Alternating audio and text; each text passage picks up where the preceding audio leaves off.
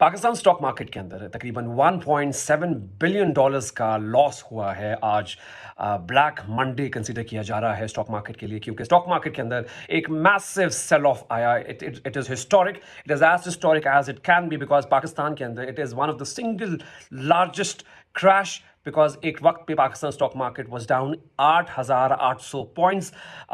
Closing जो थी stock market की वो 3,888 पॉइंट्स नीचे क्लोज किया स्टॉक मार्केट ने, which makes about 1.7 billion dollars loss to the capital valuation and to loss to the investors' investment in the stock market. अब ऐसा क्यों हुआ? Because again there was a global tariff, जो aggressive trade tariff Trump की तरफ से trigger की गई है, जिसकी वजह से there was a sell off across the Asian markets, Japan की निकी, हांगकांग की Hang Seng, Chinese stock market, Europe की स्टॉक्स, यूके की FTSE. There was a crash across stock markets across the world were sinking. Not just that, America की पिछले 3 business days के अंदर, 3 trading business days के अंदर stock market have lost about $6 to $7 trillion in just 2 to 3 days of trading in the US stock market, जिसकी वजह से पाकिस्तान के अंदर भी एक massive pressure आया, massive sell off आया. But we have to understand कि ऐसा क्या हुआ? Were we so ignited by the global tariff? Because again Pakistan का जो exposure है या दुनिया का जो exposure है towards Pakistan stock market and vice versa, it is a very small proportion. So why did Pakistan stock market reacted the way the global stock markets were reacting? Because हमेशा there has been a disproportionate trajectory. जब दुनिया की stock markets ऊपर जा रही होती हैं तो पाकिस्तान की स्टॉक मार्केट मोर और लेस रिएक्ट नहीं करती. और इनफैक्ट हम पिछले कुछ दिनों में देख रहे थे कि global stock markets were sinking and Pakistani stock market was of course going up, and there was Pakistan stock market was registering major returns and major gains. आज क्या हुआ?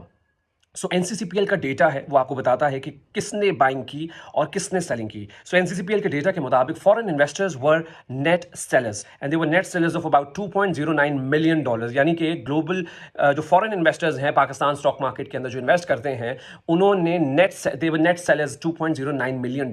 लेकिन अगर उसको हम ब्रेक डाउन करें, सो फॉरेन कॉर्पोरेट्स जो होती हैं, जो कंपनियां इन्वेस्ट करती हैं पाकिस्तान के अंदर, जो फंड इन्वेस्ट करते हैं, दे वर मेजर सेलर्स. $3.3 मिलियन की उन्होंने सेलिंग की है. लेकिन जो फॉरेन जो ओवरसीज पाकिस्तानीज हैं, जो फॉरेन इन्वेस्टर्स के अंदर एक कैटेगरी है ओवरसीज पाकिस्तानीज की, they were the buyers in today's market sell off.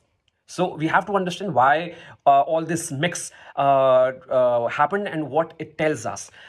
So अगर हम दूसरी बात करें, so mutual funds was the seller. $6.8 million की सेलिंग की है उन्होंने आज स्टॉक मार्केट की सेल ऑफ के दौरान. फिर उसके बाद इंडिविजुअल्स जो नॉर्मल मेरे और आप जैसे लोकल इन्वेस्टर्स होते हैं, $8.99 million worth of equities were sold. यानी जो इंडिविजुअल्स थे, जो लोकल आम लोग थे, they were the major sellers during today's sell off. Again अगर जो भी सेलर था आज की मार्केट के अंदर, या तो उसने अर्ली एग्जिट कर लिया, और अगर वो ड्यूरिंग द राउट अपना सेल कर रहा था, तो there are only 2 explanations to that. तो जब फॉरेन कॉर्पोरेट्स की सेलिंग आई, यानी जिन्होंने $3.39 मिलियन की सेल ऑफ की, तो जब वो सेल ऑफ आई और मार्केट के अंदर प्रेशर आया, तो the only explanation that we have is के मार्जिन कॉल आ गई, क्योंकि जिन लोगों ने मार्जिन पे लिया होता है तो मार्जिन कॉल्स आ गई. Again another sell off trigger. उसके बाद जो इन्वेस्टर्स ने स्टॉप लॉसेस लगाए होते हैं, तो स्टॉप लॉसेस ट्रिगर करके again another sell off. So ये एक ब्लैक स्वॉन इवेंट हो गया, where one event foreign corporate जो पूरी दुनिया में सेल ऑफ कर रहे थे, उन्होंने पाकिस्तान से भी एक्विटीज़ सेल ऑफ किया, जिसकी वजह से लोकल मार्केट में प्रेशर आ गया, मार्जिन कॉल्स आ गई, सर्किट ब्रेकर्स ट्रिगर हो गए, जिसकी वजह से लोकल इन्वेस्टर्स की स्टॉक्स भी they were part of the sell off. But they were also buyers. जैसे मैंने कहा कि फॉरेन इन्वेस्टर्स के अंदर foreign individuals, the overseas Pakistanis वो बायर्स, उसके बाद बैंक्स वो बायर्स, उसके बाद इंश्योरेंस कंपनीज वो buyers. Because again value hunters आ गए. जब मार्केट 8,800 पॉइंट्स नीचे जाके क्रैश हो गई, तो उसके बाद ऑफ कोर्स मार्केट के अंदर बड़ी अट्रैक्टिव प्राइसिंग आ गई. उसके बाद वैल्यू हंटिंग शुरू हो गई. अगेन मार्केट ने रिकवर किया, बिकॉज 8,800 पॉइंट्स के बाद मार्केट क्लोज हुई तकरीबन 3,882 पॉइंट्स नीचे. So that is the more suitable explanation of what could have triggered sell off in the local market. Pakistani stock market का अगर बात करें तो there are very few stocks which are exposed to US tariff, जिसके अंदर textile mills हैं basically. सो पाकिस्तान की जो ट्रेड है, दैट इज अबाउट 18% पाकिस्तान की जो एक्सपोर्ट्स हैं गोज टूवर्ड्स द यूएस. अब उस 18% के अंदर तकरीबन 94% टू 92% जो गुड्स हैं वो टेक्सटाइल गुड्स हैं जो पाकिस्तान एक्सपोर्ट करता है टूवर्ड्स द यूएस। और वो कौन सी कंपनियां हैं जो एक्सपोज्ड है towards US tariff?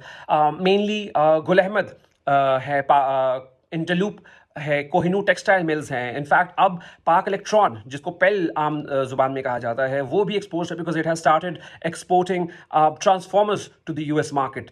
But despite that, और आज भी जो मेजर लूजर्स थे उसमें one of the major losers were Park Electron and Kohinoor Textile Mills. However, there is also a news flow कि आने वाले दिनों में तकरीबन 50 ममालिक ऐसे हैं जो यूएस के साथ नेगोशिएट कर रहे हैं टैरिफ। अगर पाकिस्तान भी उसमें शामिल है तो हो सकता है कि if Pakistan is able to clinch some kind of deal with the US, these stocks will also not suffer the way it is being perceived. So जो भी एस्टिमेशन है, जो भी फॉरकास्ट है कि किस तरह कौन सी कंपनियां हिट करेंगी टैरिफ से, अभी it is too early and premature because again Pakistan cannot afford to compromise on their export destination, which is again very minimal in terms of generality. So Pakistan will try its best to negotiate a deal with the US president and the US administration to ensure कि पाकिस्तान की जो exports हैं towards the US market वो free flow में जाती रहें और Pakistani companies जो हैं उसमें hit ना ले सकें. So that's about it for today.